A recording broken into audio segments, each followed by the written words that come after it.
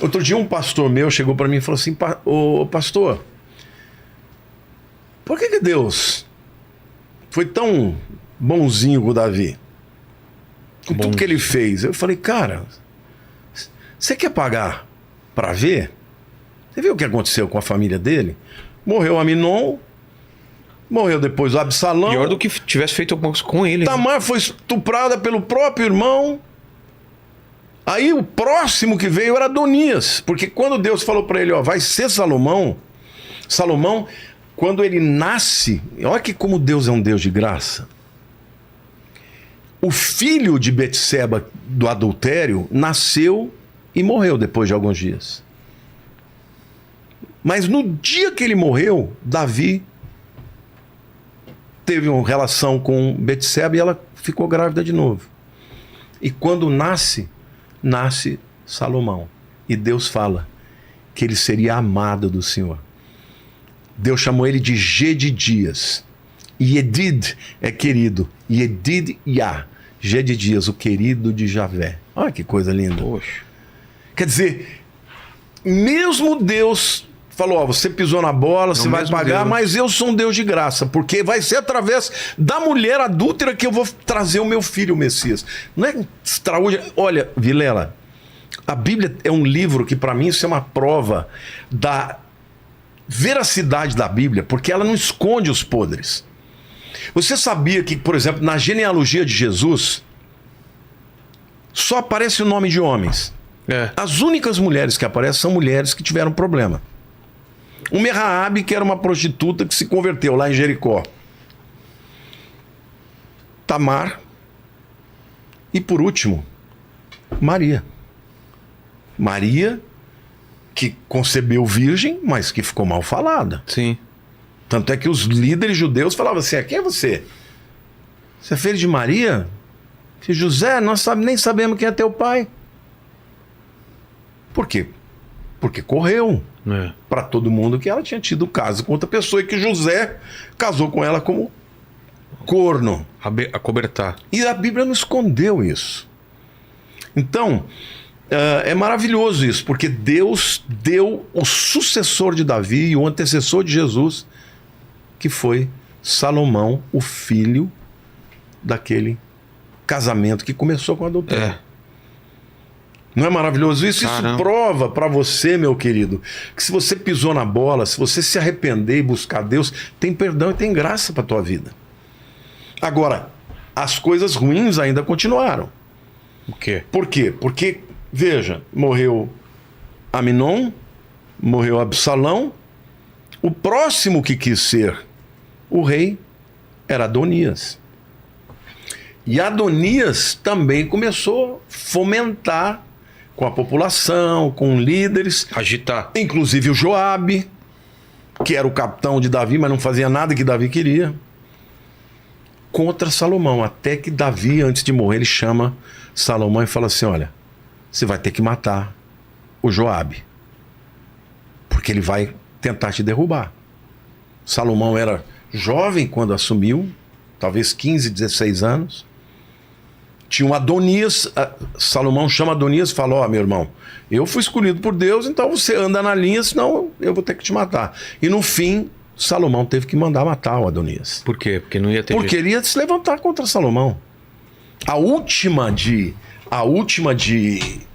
Adonias, ele procura Betseba, que é a mãe de Salomão, e pede para ela, para ele poder ficar com a concubina do rei. Porque quando Davi ficou velhinho, aqui uma coisa gozada, quando Davi ficou velhinho, acho que ele já não dava mais no couro, já não fazia mais nada, ele pediu que trouxesse uma jovem para esquentar ele, porque ele começou a ter muito frio. Então ela vinha e deitava com ele nua, para ele se esquentar. Agora, quando ela aceitou isso, ela não podia mais casar com ninguém. Entendeu? Ela chamava Abisag. Era uma concubina dele. Entendi. Nunca teve nada com ele, mas também não podia casar. Por quê? Porque quem se casasse com uma mulher do rei assumir o lugar do rei. Ah. O que o Adonias fez? Chamou Betseba. Betseba não sabia disso. Falou: Betseba, eu amo a Abisag, quero ficar com ela. Salomão não quer nada com ela, pede para ele para eu ficar com ela. Aí ela chama a Betseba, que é a mãe de Salomão, fala: Salomão, deixa eu ficar com ela. Ele falou: mãe, você não sabe que quem ficar com a mulher do rei é o rei? Ele está querendo o meu trono. Nessa hora ele manda matar o Adonias. Ou seja, a família dele... Pô, toda destruída. Toda destruída. Por quê? Porque tudo por conta do que ele fez com Urias. Então não foi barato. No mundo teve perdão? Teve, mas teve consequências. No mundo espiritual tem um preço a ser pago sempre. Quando você abre uma brecha, você abre uma legalidade... Tem consequência. Tem consequências. O arrependimento, e muitas vezes, Deus perdoa e deixa quieto. Mas se a pessoa insistir no erro, se a pessoa continua errando, continua fazendo, aí vai ter consequências. Agora, a Bíblia diz que Davi era um homem segundo o coração de Deus. Às vezes eu piro. Eu falo: Deus, como é que esse cara é o cara? Exato, eu sempre pensei isso também. Porque o coração dele para com Deus era extraordinário. Você viu os salmos de Davi?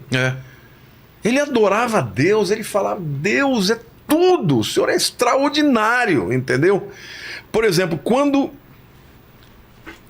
Davi tinha pecado com Betseba, porque Saul, todas as vezes que Deus mandava o profeta para adverti-lo, ele justificou. Você já teve com alguém que pisou na bola com você, você vai, confronta e a pessoa justifica? Como é que ele chama? Tuti, não faça isso. Sempre tem uma desculpa. Ah, porque isso? Ah, porque aquilo? Ah, porque aquilo outro?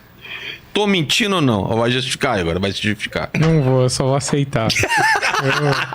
Mudou daqui pra frente? Cara, tem algo. É que tem, como eu falei, tem semanas. O Lênin é um cara que aceita. Você é um cara que não, veja bem, não é bem assim, aquele negócio lá. Mas eu já tentei justificar mais. Agora eu tô dando uma. Eu só tô aceitando. Simplesmente essa semana eu só tô aceitando. Tá certo. E é mais ou menos. E Davi não era esse, ele aceitava que ele tinha errado. Davi, por exemplo, quando ele pecou com Betseba, um dia chega o profeta Natan. O profeta Natan era um profeta que Davi amava. Mais velho que ele ou não? Não, ele era o homem de Deus no lugar de Samuel. Ah, tá. Entendeu? E Davi respeitava os profetas. Os profetas iam lá e... Entendeu?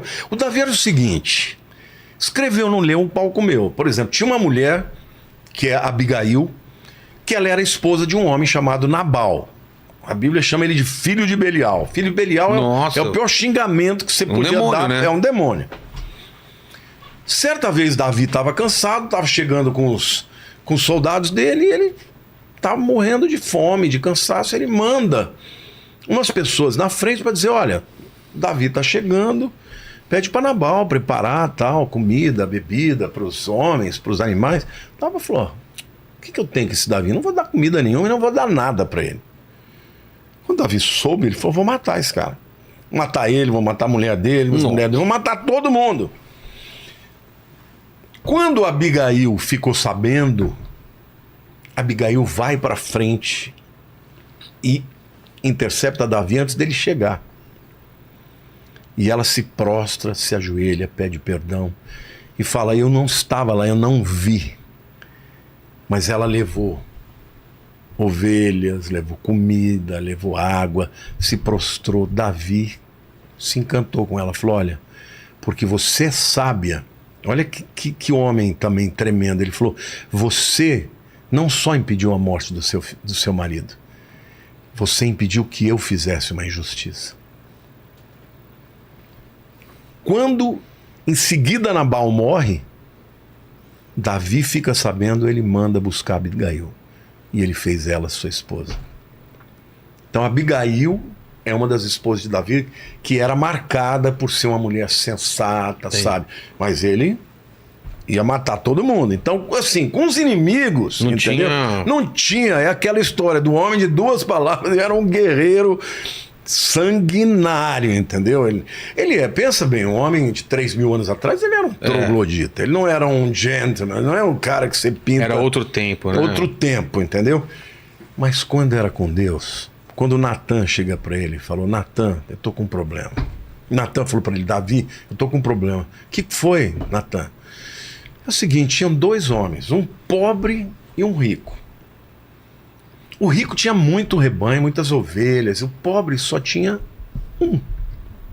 uma ovelhinha, que era tão cara para ele que ele deixava ela morando dentro da casa dele. Comia no prato dele, bebia no copo dele. E o rico, uma vez, recebeu uma visita, um viajante que veio de longe, e ele, para oferecer um banquete para o visitante, ao invés dele pegar do seu rebanho, ele foi e matou a ovelhinha que era do pobre. Davi se enfureceu, falou, quem é esse desgraçado que eu vou matar ele? Natan falou, é você, Davi. Porque você tem muitas mulheres, tem as mulheres que você quer. Mas você pegou a mulher do Urias, o meu servo Urias, fiel a você. Davi se prostrou, chorou, clamou a Deus, caiu em si. Isso a Bíblia chama de arrependimento. Vilela, nós somos todos pecadores, meu irmão. Todo dia eu falo para Deus, Senhor, eu não sei como o Senhor me escolheu. Nós somos pecadores, não tem ninguém santo nesse mundo.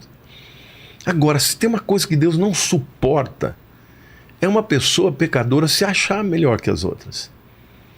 Porque cada um tem a sua guerra, cada um tem a sua luta, cada um tem os seus defeitos, ninguém é melhor que ninguém.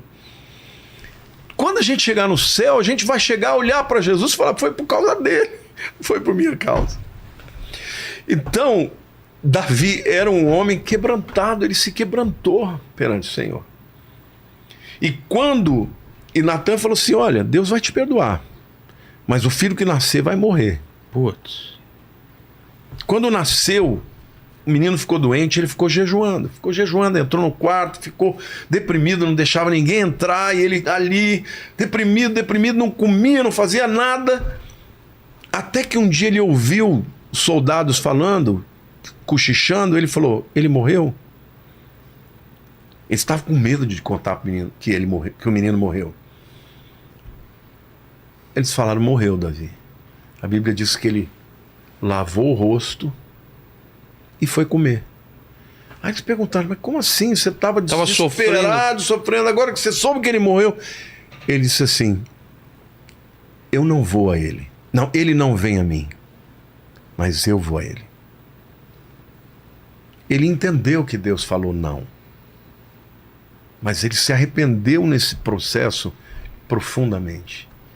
E Deus se agradou dele, que no mesmo dia ele tem uma relação com Betseba, ela fica grávida, e quando nasce o filho daquela mulher que provavelmente era rejeitada por todo mundo, pelas próprias outras esposas e concubinas, ele é chamado de Jedidia, o amado de Javé. Assim, eu fico muito emocionado porque o amor de Jesus é lindo, né? Ele faz isso, ele pega um pecador, o pior que tem, o pior bandido do mundo, e ele transforma a vida das pessoas. Então, por isso que a Bíblia diz que os que se humilham serão exaltados, mas os que se exaltam serão humilhados. E Davi era esse homem, ele não queria saber do que os outros iam pensar. Ele queria saber do que Deus ia pensar. E ele era um homem que tinha comunhão, ele ia buscar 7 vezes por dia na frente do tabernáculo. O tabernáculo, os rabinos dizem que ele tinha um linho branco, não o tabernáculo de Moisés, tá? Que tinha uma estrutura de várias peles pesadas. Não, aquele era de linho branco. E lá dentro estava a arca. Quando batia o sol, a sombra que fazia no final do dia, fazia com que a sombra dos querubins viesse para fora da tenda. Davi se prostrava onde estava a sombra, para dizer para Deus, eu quero estar onde está a tua presença. Então Deus amou esse homem e teve um compromisso com ele, disse, olha, nunca vai faltar um descendente para o trono. E ele foi o antecessor de Jesus. Jesus era chamado de filho de Davi. Ah, é? É. Jesus é descendente de Davi. Tanto de Maria, que foi a única realmente humana, né? Quanto de José. José, vamos dizer assim, pela autoridade dos homens e tal, mas Jesus era descendente de Salomão e de Davi. Um dos lados de Salomão, o outro lado de um outro filho de Davi, mas foi descendente de Davi pelos dois lados. Por isso que Jerusalém é a cidade tão amada, porque aquele lugar é um lugar especial desde os primórdios. Os rabinos dizem que lá foi o mundo fundado. Depois foi lá que Isaac foi oferecido por Abraão. Foi lá naquele lugar que Melquisedeque encontrou com Abraão. Foi lá que Jesus, o Cordeiro de Deus que tira o pecado do mundo, foi oferecido. Naquela região, né? Foi no Gólgota, mas naquela cadeia de montanhas.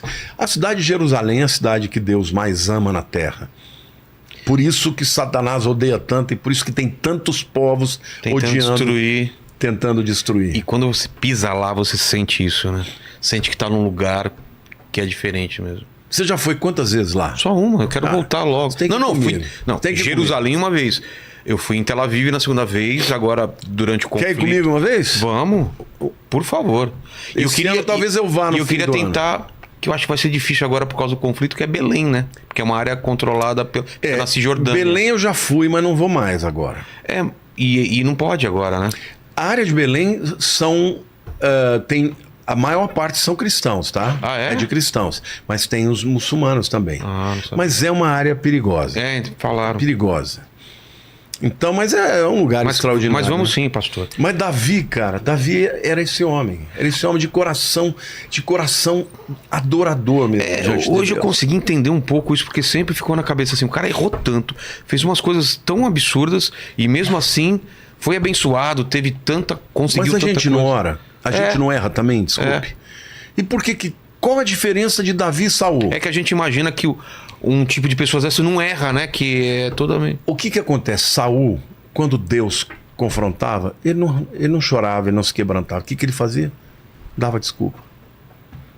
Quantas pessoas que você conhece, que você fala de Cristo, você fala, você é um pecador como eu sou também, como todo mundo é. Um dia eu tive muita chance e deixei passar todas as vezes. E fala, não, eu não preciso, eu não mato, eu não roubo, eu não faço nada contra ninguém.